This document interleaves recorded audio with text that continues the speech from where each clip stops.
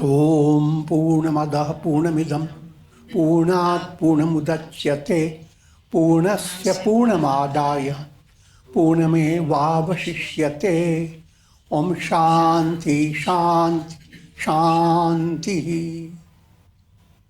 Om Brahmanandam Param Sukhadam Kevalam Gyan Murtim Dvandvatitam Gagana Sadrisham Tattvamasyaadilakshyam Ekam Nityam Vimalamachalam Sarvadhi Sakshi Bhutam Bhavatitam Trigunarahitam Sadgurum Tam Namami. Om. Adorations to Sadguru, who is Brahman, the giver of supreme bliss, embodiment of pure consciousness, one without a second, vast as the ether, infinite, eternal, beyond his three gunas and their modifications, the supreme preceptor. Yoga Vasistha, Upashama Prakarana, sections 71. And profound insight is being given into the highest goal for every soul. The highest goal is realization of the self, revelation of the truth. Your mind has to deal with what is the truth. But not in a worldly manner, because the mind simply goes after. Practical reality is revealed by your senses, mind and senses through your nervous system.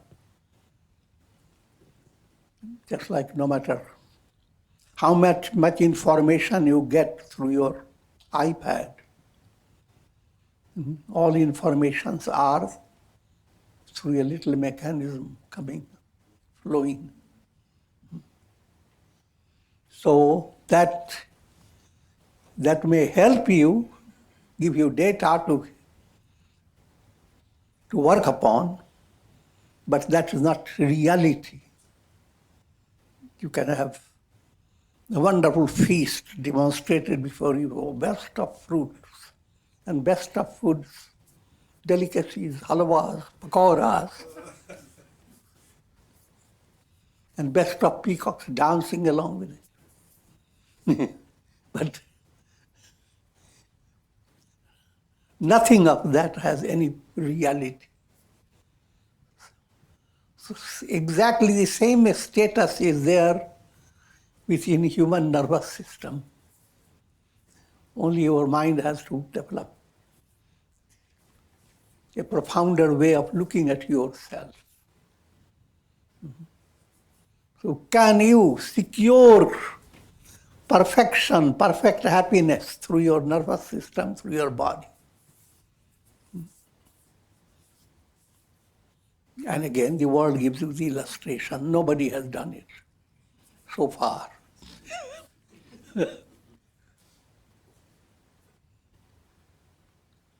So then, what is the reality? Who am I?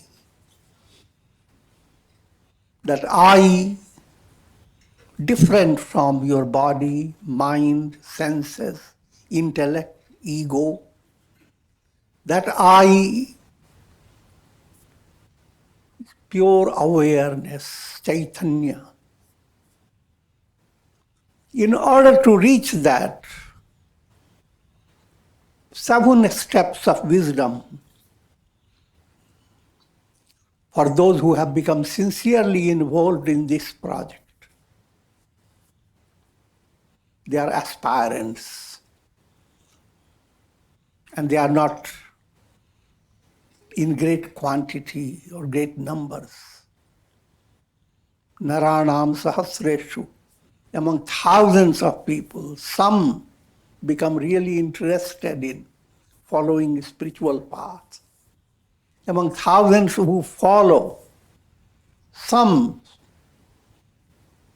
come to a higher state. So very rare people become qualified. So all are not qualified. But that doesn't mean no matter whether you are qualified or not, your reality is the same. So you have no other choice but be qualified.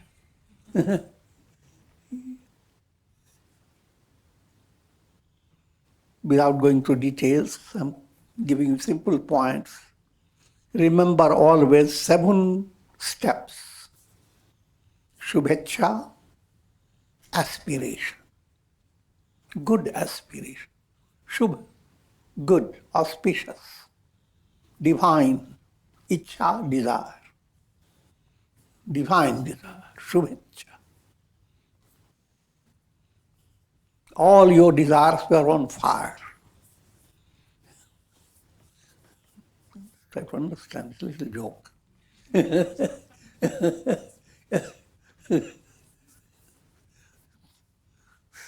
Desires that don't secure anything stable.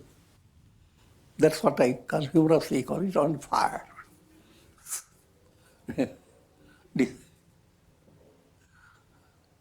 So that's not good desire.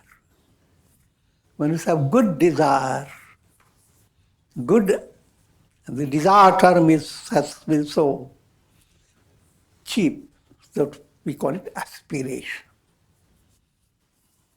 Divine aspiration. I will not go into details of describing it, but just I'm giving the general highlights. The second step is known as vicharana. Now being a aspirant, sincere aspirant, first you go on securing the qualities that are needed to be a sincere aspirant. While you are doing it, you don't wait until you completely become perfect. While you are doing it, add to your mind the process of reflection, what is known as inquiry, as if you are making a quest without request. The process of understanding, for which you don't turn to others, unless their others are sources of satsanga. And of course, you must be helped by scriptures and your satsanga, your sadhana, all that will secure your possibility of inquiring into who am I? And that's known as vicharana.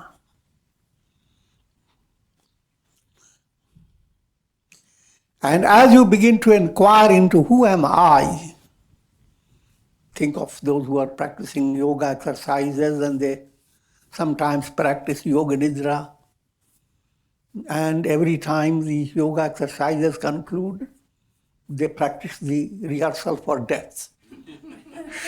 Shavasana.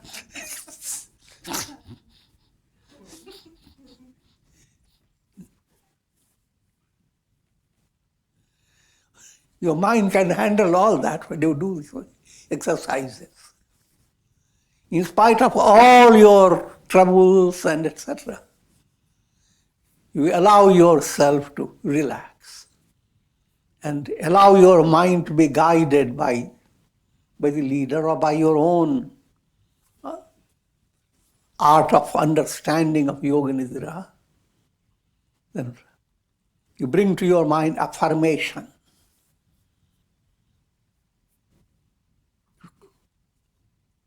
I am Om, which I am body, but then the body is a part of the whole universe.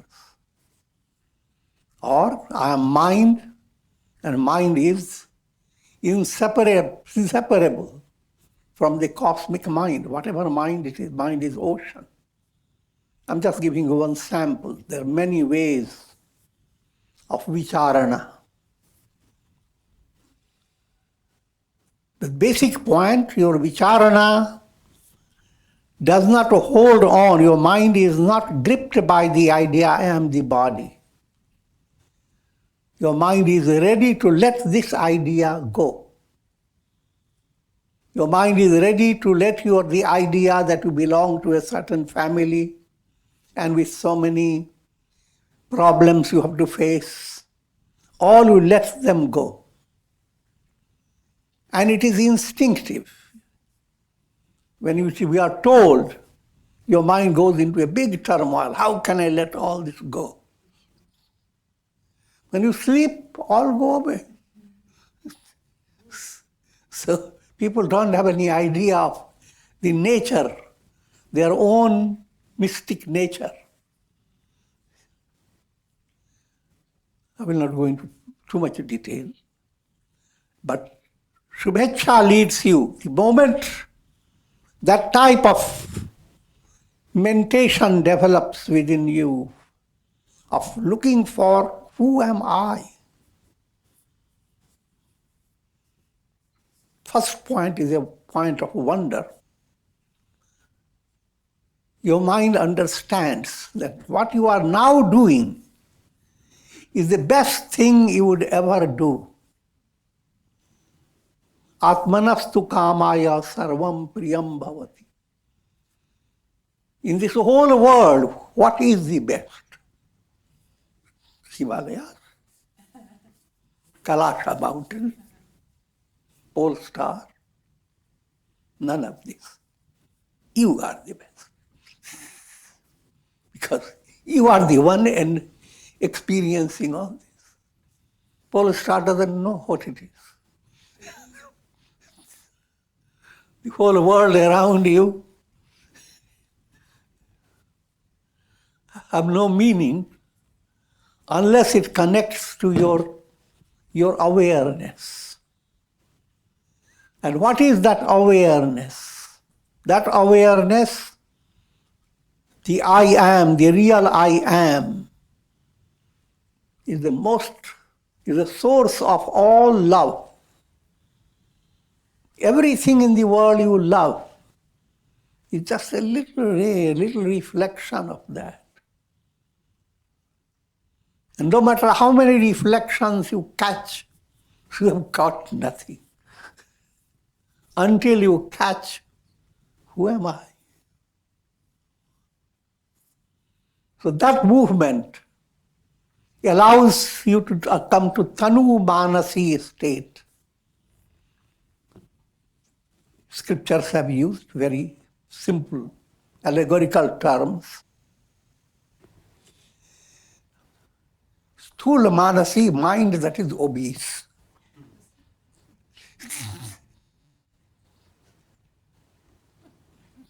Tons of weight.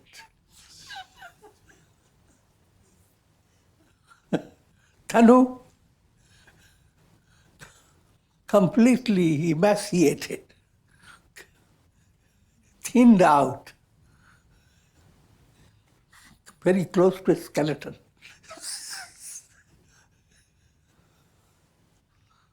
So, fattened mind that goes on storing lots of stress day by day. Life after life goes on storing. But in all this storage, nothing is real. Nothing is substantial. So that is the obese mind's predicament. But when mind begins to reduce its weight, now firstly you feel a fervor. Your mind can jump around, bounce. It can feel free in spite of all the challenging situations and whatever the world may be. When we teach all this, doesn't mean that you simply let go the world and your duties. That you continue. Only if you go into these lines, you will remain unaffected. You will do the best to face situations with perfect precision and skill. But you will not store in your heart frustration and despair. So coming back, I've told you about Shubhecha, Vicharana, Tanu Manasi. More precise definition of Tanu Manasi is Raga dwesha become attenuated. Mind gets fattened by like and dislike. If you become little spiritually sensitive, you don't listen to the whims of your mind. Suddenly something is there, so mind, oh, I like it. No.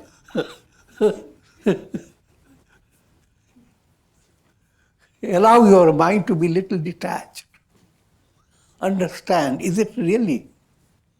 You like it, then find what you can gain out of it. Just don't go, fall into it. So when you begin to reduce the impact of like and dislike on your mind, similarly a situation has come. Something it has aggravated your personality. Temper is rising within you. Irritability begins to slip out of your nose.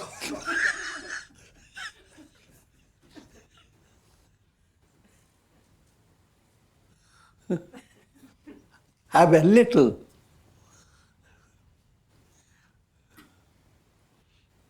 patience to understand what are you really handling. Understand it in a mature way, not in a like a kid, but with a mature mind. Something you dislike, is it really so dislikable? Or is it a pickle? You dislike it. But put before your food, you like it. So mature mind understands things that you don't like, they can surprise you. Things that you like, they also can surprise you.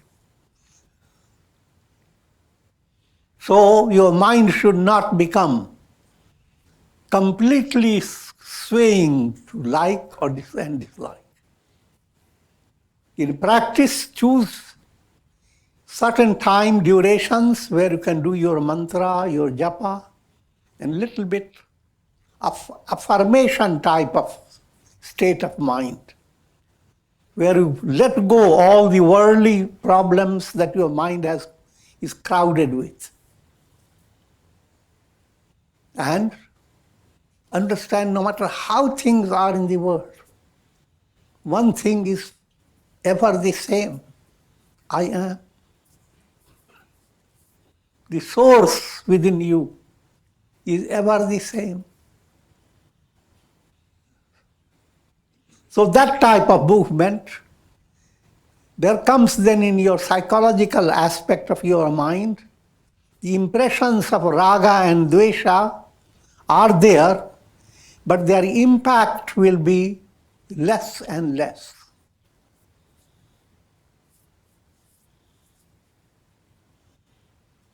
And in spiritual terms, your raga gradually turns into Vairagya. Your dwesha turns into viveka. Viveka is discriminative mind. Mind that's as if allowed a window to come, spiritual light to come into it. That viveka develops. Now you realize everything is likable. Consider the lilies, how do they grow? There are so many wonderful things that you can like. And you don't have to choose. The very breath that goes through your nose, coming from the same source.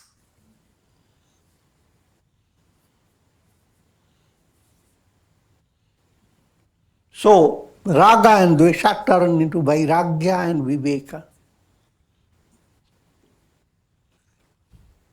And that movement is progressive, not sudden. And that is what leads you to Tanu Manasi state. Now you can enjoy losing all the fatness of your mind. No matter how your body is, you never realize your mind is so heavy that even 1,000 elephants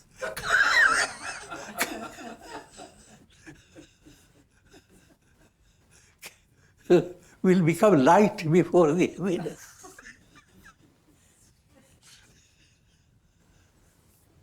Now you are coming into, if once the mind begins to taste the joy that is neither by the like nor by dislike, but ever present reality,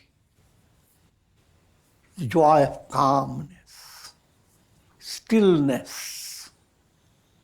Stillness is a mystic melody. No matter how you are, melodious things catch your mind unwittingly. You are unwittingly caught by the melody. In the same way, as you begin to succeed in Tanu Manasi, now your mind enjoys that process leading to satwapati. All that rubbish that you have gathered on the basis of your ego, the very egoism that gathers all that is moving away. It's called self-effacement. And whatever ego you have doesn't assert itself as the reality. It becomes like a transparent stick before your eyes. You use your ego in your language. I did it. I am great. You can use all that. There's no harm in that. As long as what you understand by that I, that's what counts.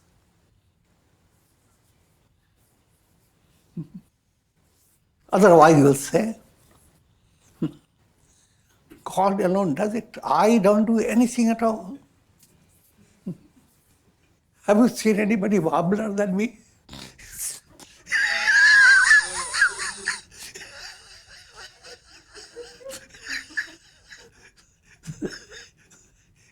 In spite of so many wonderful words,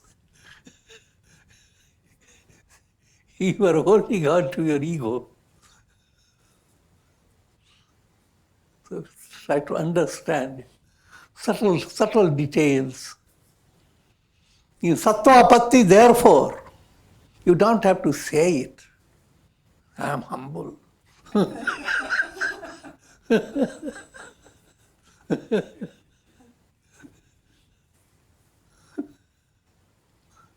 It is spontaneous. Early stage being develop humility, it is a sense of pride that you are succeeding. Advanced state, it's your nature.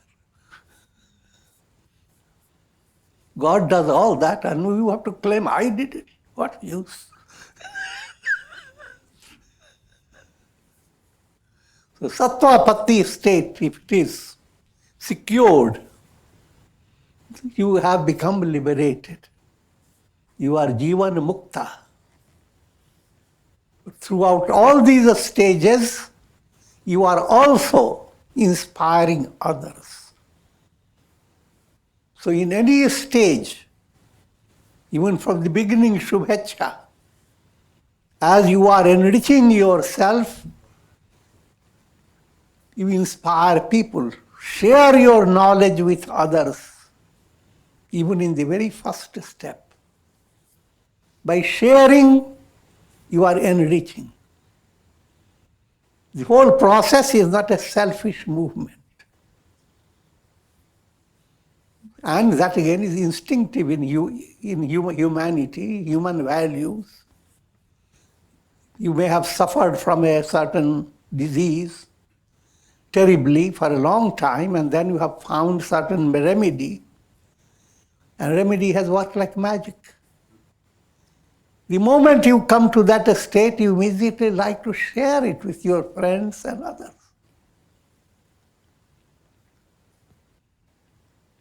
I'm just giving you illustrations. Similarly, things that calm your mind in difficult situations, things that are needed to console a person in terrible circumstances. All those insights and the way you have handled, if you share it, you will be handling it better within yourself. That movement, if you are artist and you create a lot of paintings, but don't show to anybody, your artistry is going to be stupid.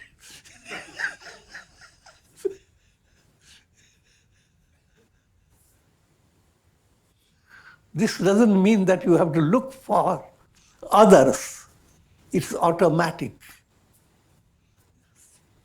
A flower blossoms and its fragrance has to be shared.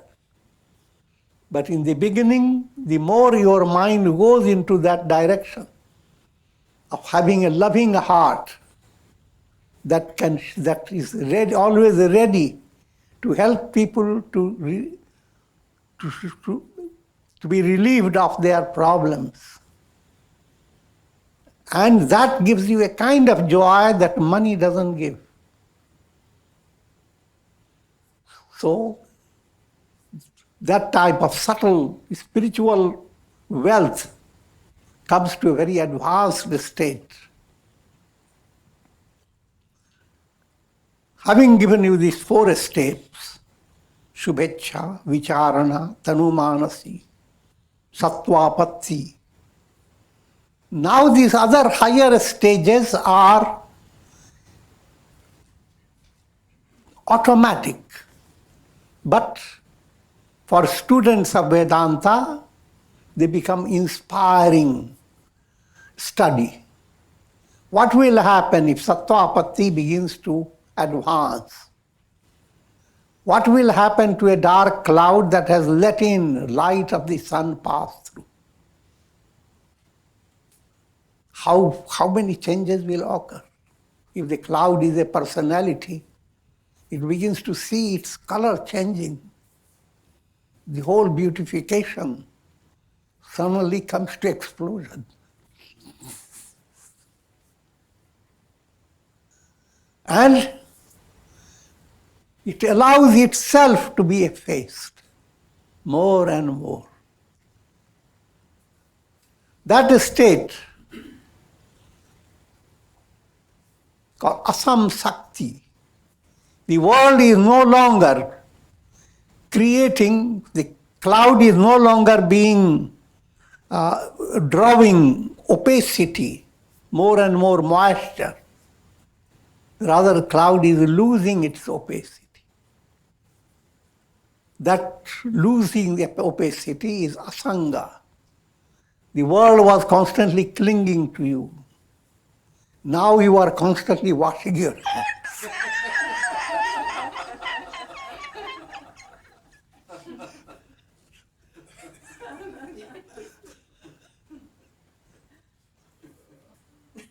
Or handling things in such a way, spiritually speaking, developing surrender to God.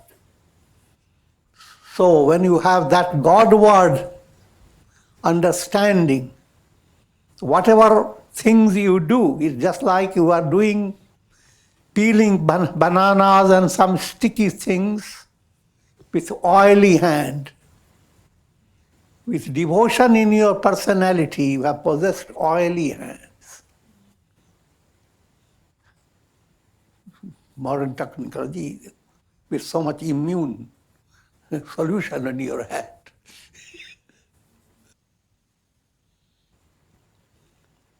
So much so that nothing in the world will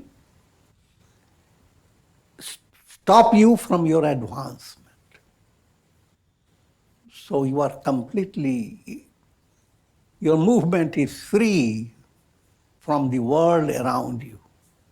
You handle all things, all karmas, and karmas do not create any restriction in your movement. Asanga. Now comes to another state. You are not detaching from anything. First understand you are dreaming, and you come to realize your dream is false. Now you are in a state of detachment, even though things happen in your dream, but psychologically you are deep down. It's a fun sport, lila. But then comes a time when you begin to wake up. The entire dream begins to simply vanish. And you realize that all through your dream you were lying nicely on your bed. That's called padartha bhavana. All that you have in your dream, nothing of it has any reality. But that's an illustration. Similarly, all you are experiencing through your conditioned mind that is operating through your mechanism of brain and nervous system, all that you have is like a dream, like Maya, magical show.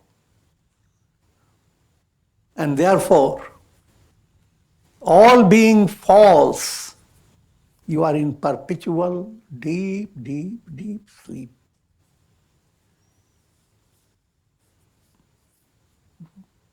Diving in the ocean of eternity, ocean of bliss. But that padartha bhavana is compared to being like in deep sleep. The result of padartha bhavana is called turiya. Now everything that we were describing in the terms of waking, dream, deep sleep, all these terms vanish. Absolute,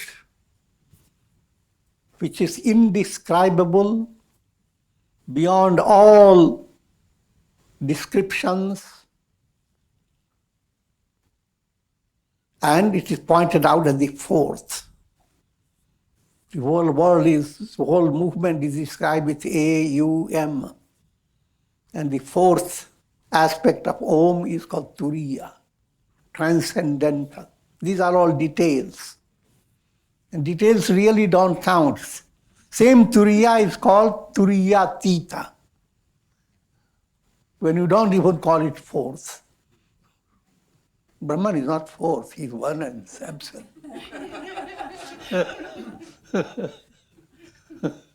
The question of third, fourth doesn't arise.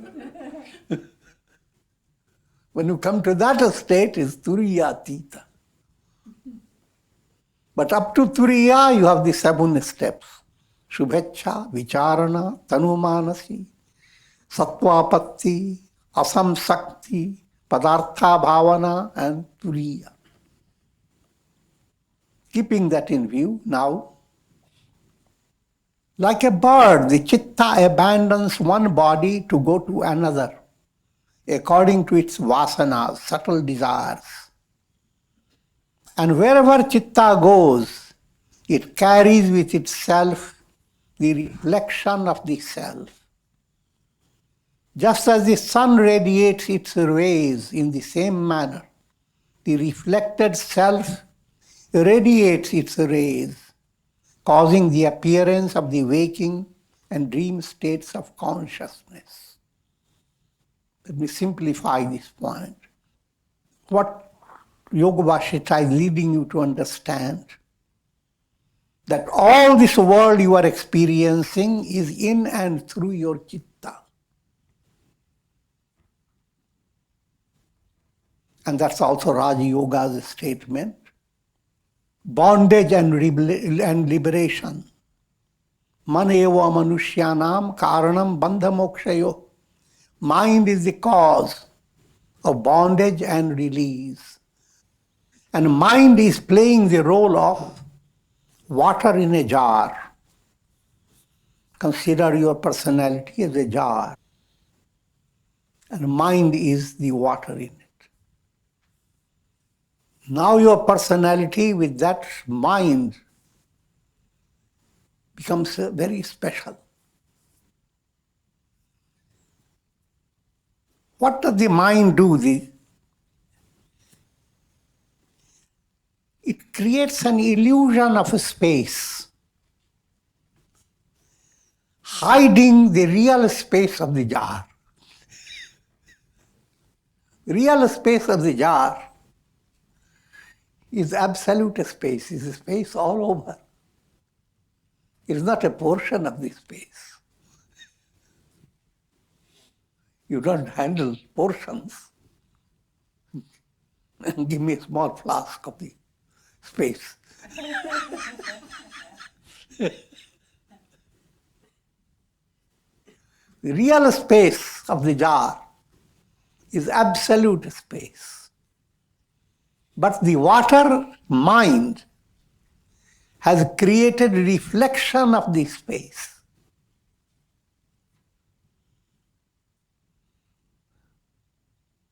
And also reflection of the sun that illumines everything, that's the Brahman. That Brahman is reflecting through this space, reflected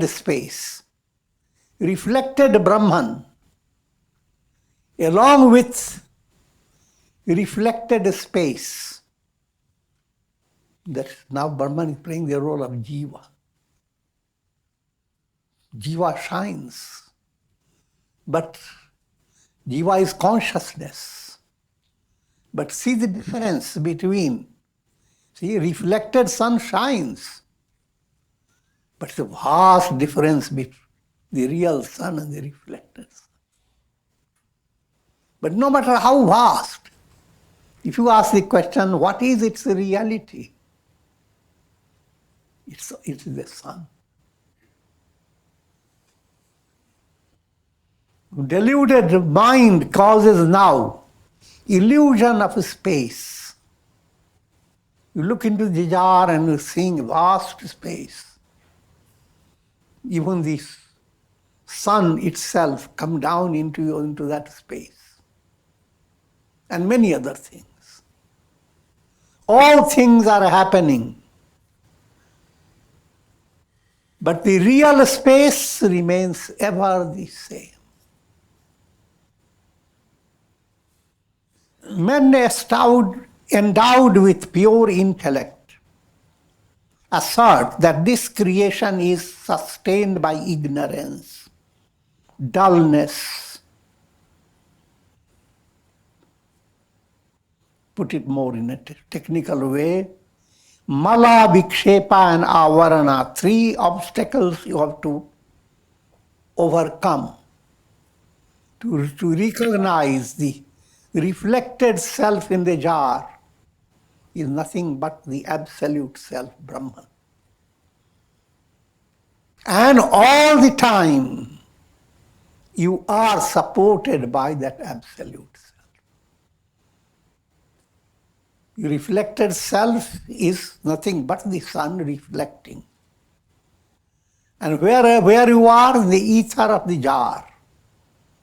And the jar ether is same as the cosmic, the absolute, whatever ether you call it. So with all the support, you built up a false personality and you have a false support. all created by the mental process.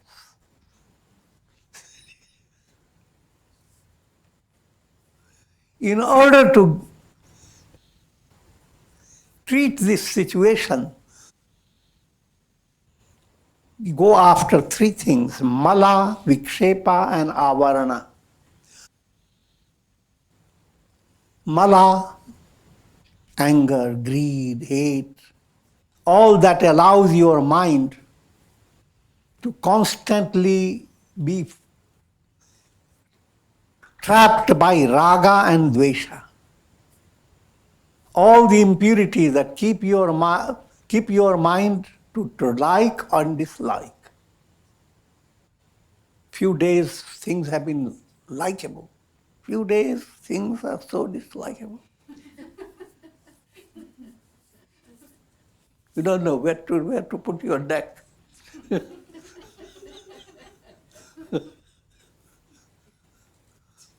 And behind all that,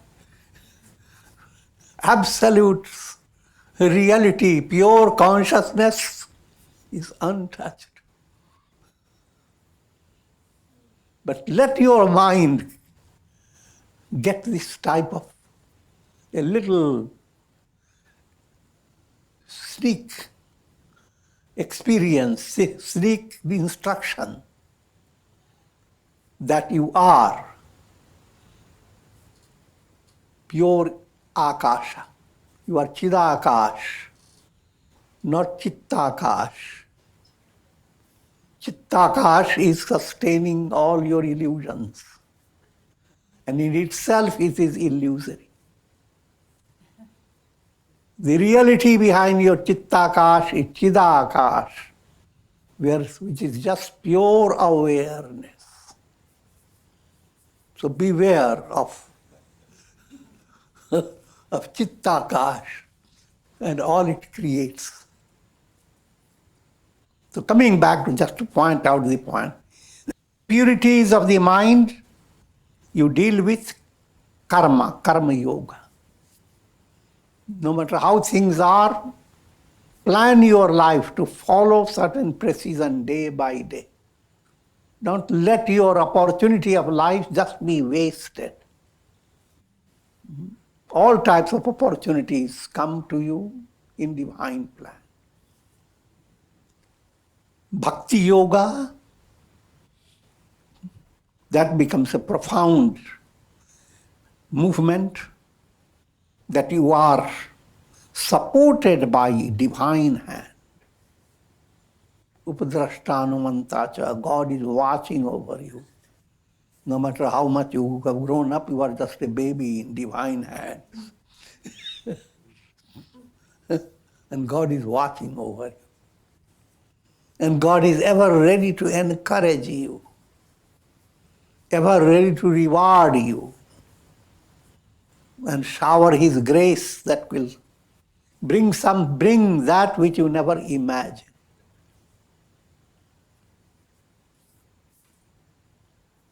And jnana yoga, allowing your mind to practice concentration, meditation, and samadhi. Just like your body needs exercise, your mind needs exercise.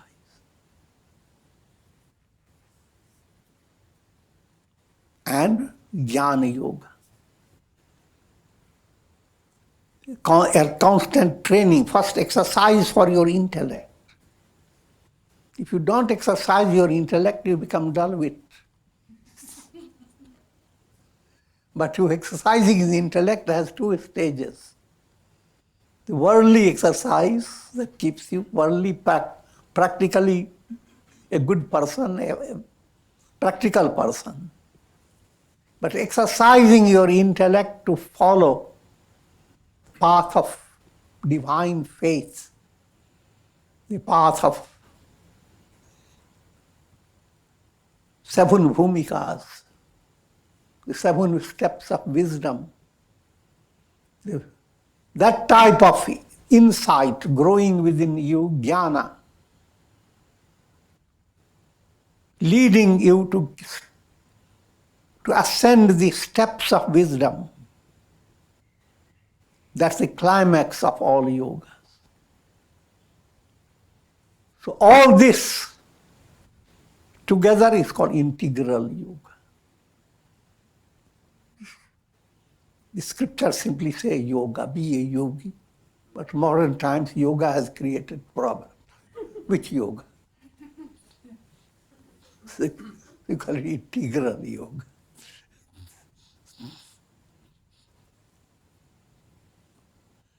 Three obstacles are removed by all this practice. Mala, gross impurities. Vikshepa, distractions of the mind. Countless desires that keep your mind distracted. And avarana, the veil of ignorance. Since this world is nothing but a projection of the chitta, it is chitta. Chitta is whole mind stuff that must be inquired into. It is the chitta that is called by different names, such as jiva, individual soul. This is not to be taken literally. This is an allegorical writing. If chitta was not there, the idea of individuality will not arise. So when you think of individual soul, who is responsible behind it? Chitta. Antahakarana, which is same chitta in four aspects. Antahakarana means internal instruments. Mind, intellect, ego, unconscious. And it is chitta that gives you the distinction between jada and chetan. That this is inert, lifeless, and this is with life. This is a stone, and this is a turtle.